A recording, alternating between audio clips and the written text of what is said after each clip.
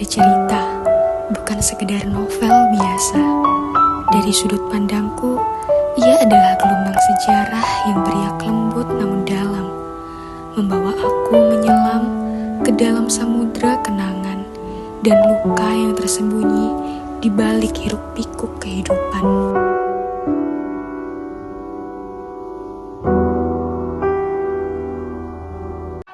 Novel ini lahir dari luka sejarah Indonesia tahun 90-an, saat suara mahasiswa dianggap ancaman. Jakarta, Jogja, hingga pelosok desa menjadi saksi bisu saat keberanian dibungkam, dan orang-orang hilang tanpa jejak demi kebenaran yang ingin disuarakan.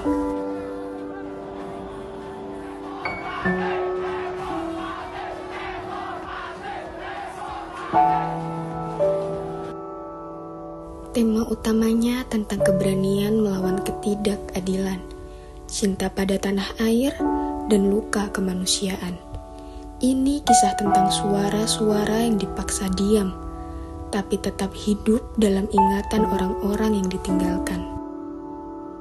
Alur kisah ini seperti laut yang tak selalu tenang, kadang riak, kadang badai, mengalir maju mundur di antara kenangan dan kenyataan. Bermula dari perjuangan laut bersama kawan-kawannya, lalu penculikan merenggut segalanya. Cerita berpindah ke asmara yang mencari, sementara ingatan tentang laut terus bergelombang dalam sunyi. Latar cerita berpijak di Indonesia era Orde Baru.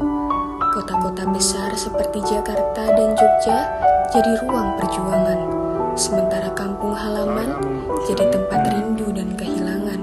Suasana penjara rahasia dan ruang penyiksaan jadi saksi kelam di balik rezim Soeharto.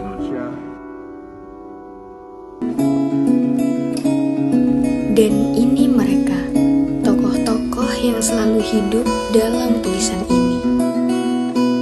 Dia Kasih Kinanti, dalam dirinya keberanian bersekutu dengan ketulusan, menjadikan setiap kata dan langkahnya nyala api bagi yang dibungkam.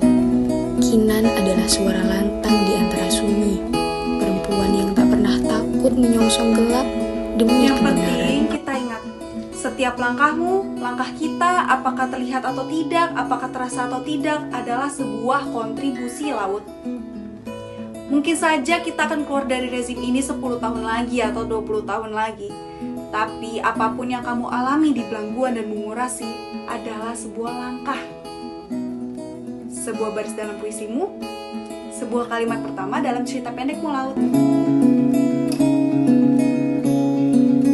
Dan dia Ratih Anjani, tangannya pandai melukis, hatinya pandai merawat rindu.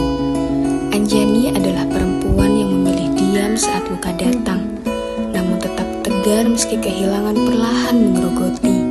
Dalam senyapnya, ia menyimpan cinta dan doa yang tak pernah putus, menjadikan kanvas sebagai ruang bicara saat dunia memilih bungkam. Aku takut kehilangan ingatan tentang orang-orang yang kucintai. Itu sebabnya aku melukis.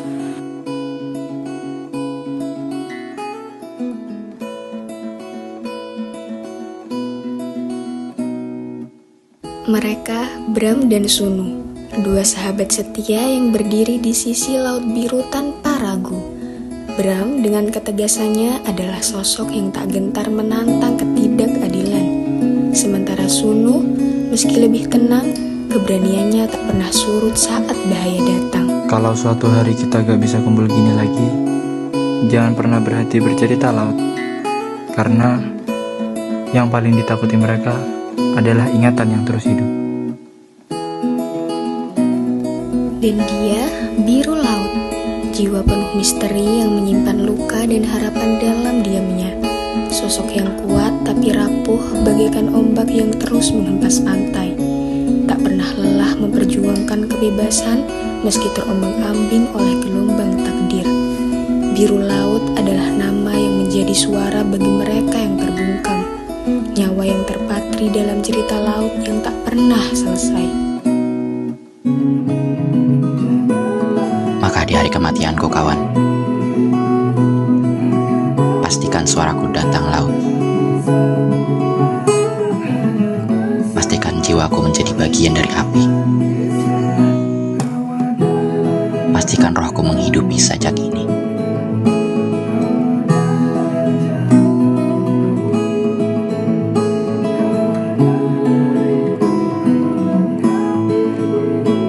Matilah engkau mati. Semoga engkau lahir berkali-kali.